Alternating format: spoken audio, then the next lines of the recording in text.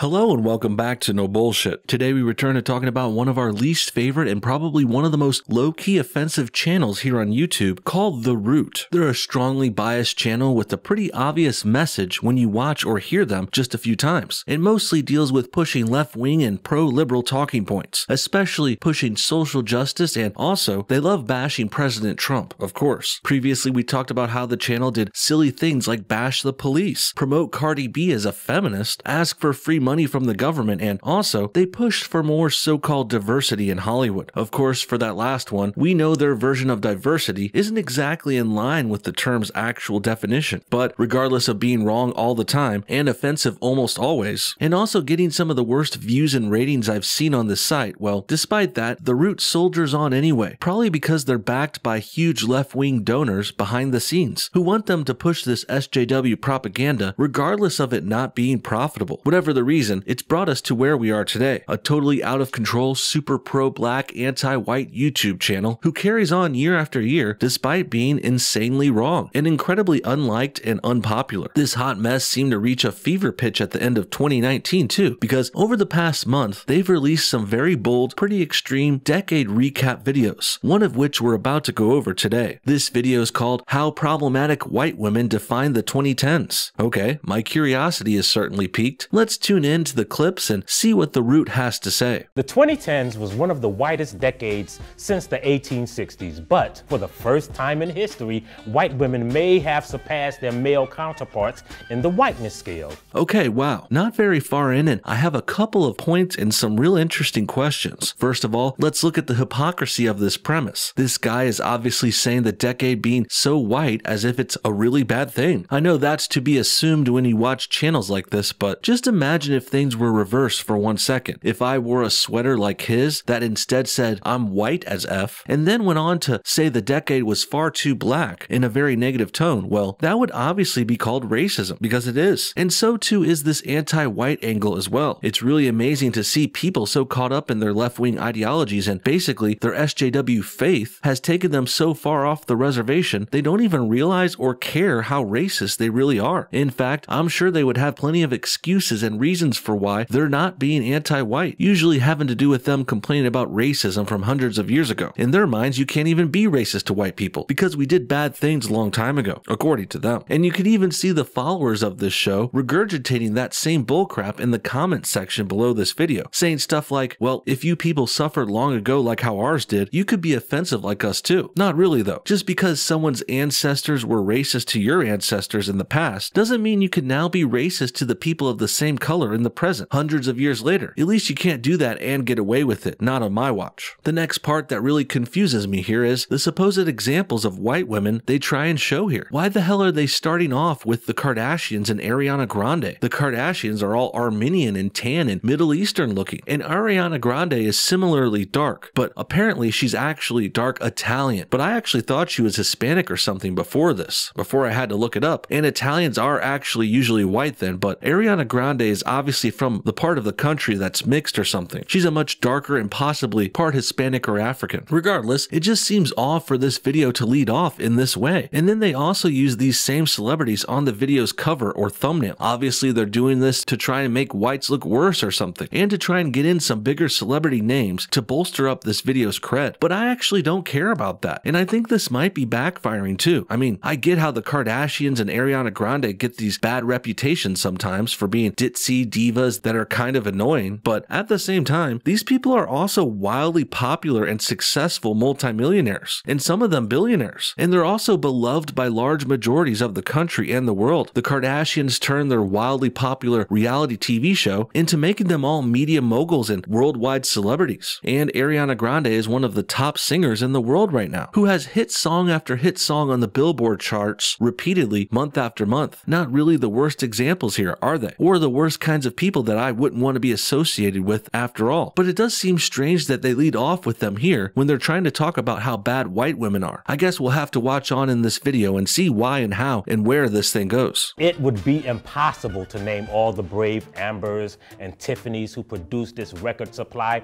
of Caucasian tears and police calls. So, to celebrate the decade of the Becky, we decided to pay homage to the Tommiest of the Laurens, the Amiest of the Amy's, the creamiest of the crop of Becky. Again, I want to point out how offensive this would be if we did this about any other race. Whites are allowed to be made fun of according to this video, and left-wingers and SJWs, and they feel the need to use our typical names as insults as well. Very stereotypical and offensive. And if I was saying something similar about, say, black women being problematic, and saying all the Shaniquas and Chantels and Diamonds and Nias are an issue this decade, well, that would totally trigger these same people at the root, who will happily bash whites in the same way and attack our name and cultures and our public figures. Well, who they say are our public figures. And frankly, it seems like this is all being done because of jealousy. Like, the root is mad the supposed white women here are doing so well and being so successful. Needless to say, their initial criticism comes off as jealousy and off base and racist and rather hypocritical, since we know they wouldn't be able to take the same kind of shellacking themselves. Person or the group of people who deserve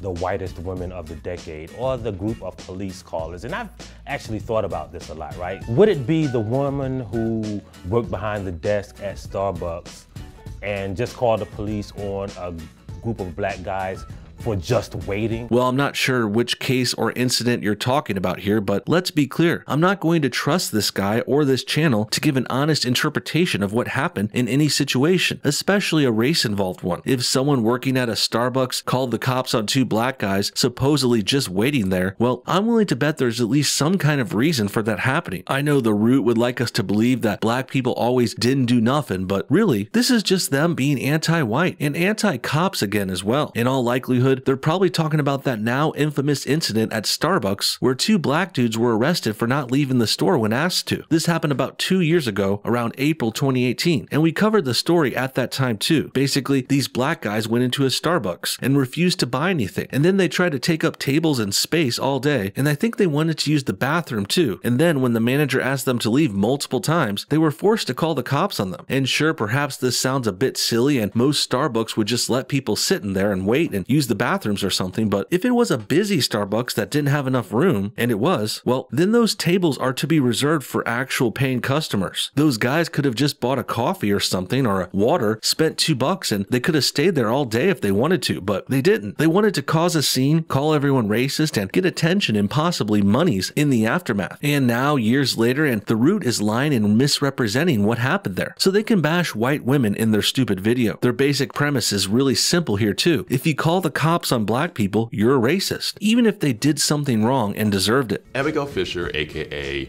My Scores Are Too Short to Box with God, aka Becky with the Bad Grades, aka I Failed Math, had moderately above average grades, tried to get into the University of Texas, was not able to get in, and then blamed black people. This guy goes on to really lay into this poor girl here too, cursing and attacking her with some pretty offensive insults as well. Let me put it this way. Again, if we turn the tables and I said something like this about the root, not only would I get called racist, I would also get my channel striked and deleted for hate speech. But for some reason, let's call it liberal bias, well, these people at the root can hate on whites all they want. And about the issue being presented here, perhaps you could make fun of this girl for making a big stink about stuff and hoping to get into a better school than her grades allowed for, but also, at the same time, she does make a point here as well. Are we really going to pretend things like affirmative action and diversity quotas aren't artificially inflating the likelihood for minorities to get accepted at these universities? I mean, that's pretty much the whole reason they set things up like this. It's the whole reason colleges have these quotas anyway. They want to get more blacks and browns and other preferred minorities into their schools, despite their qualifications being lower. And this is all well and dandy for them, sure, but it will also have negative impacts on white girls like this one, and also Asians who are now discovering it's even harder for them to get accepted into universities now. And that's because the admissions to universities aren't all merit-based anymore. And if you have the right skin color or background, you'll get preferential treatment. But the root wants us to pretend that doesn't exist and doesn't happen. But apparently they can't argue directly for their points. That's why they just laugh and slander and throw high school level insults at this poor girl in the video. And that's fine. I know I'm not French toast. I would like to give the award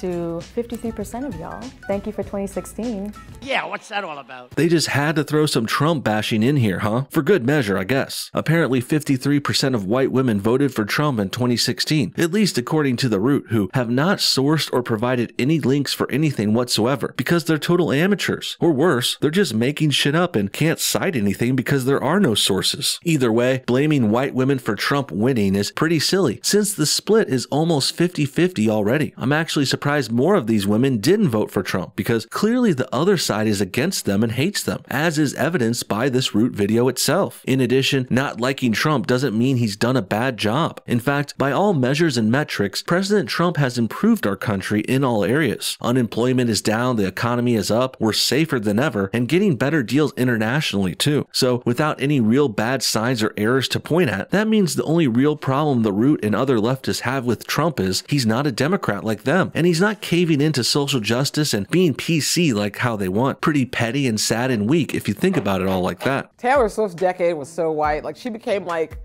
unknowingly, or maybe she did know, that she was like a white supremacist icon. But Taylor Swift also had a lot of amazing things happen to her that were white. She had like her beef with Kanye, that was super white. Okay, now I just know it. They're just attacking popular white females out of jealousy. I mean, can this black lady talking sound any more butthurt here? And what she's saying makes zero sense too. How the hell do you call a pro-SJW leftist like Taylor Swift a white supremacist anyway? She's literally done nothing to support or even hint that she's a fan of that whatsoever. Basically, Swift's only crime is being popular, successful, and born with white skin. And then also there's this ridiculous suggestion about her beef with Kanye, which started when Kanye stormed the stage at an award show after Taylor won an award years ago. So how the hell is it even her fault then? Taylor just won an award and accepted it, and then Kanye independently got mad, jumped on stage, and accosted her live on a show. And he even said Beyonce should have won the award instead because, of course, Beyonce is black and that means she's better according to them. You really can't get more biased or racist than shit like this. I'm really baffled and can't believe more people aren't talking about this BS Root video. For years,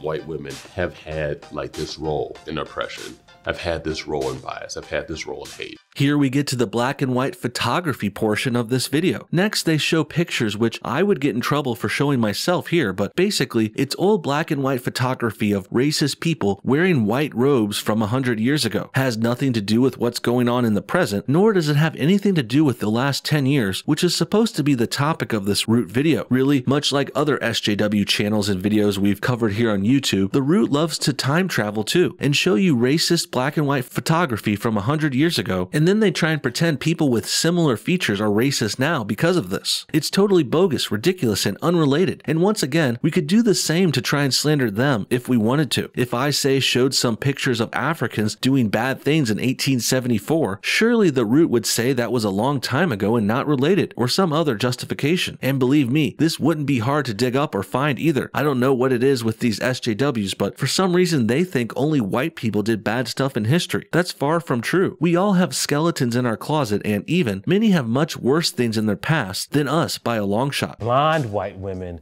did a lot this decade. They advanced the cause of white women further than they have in any point in history.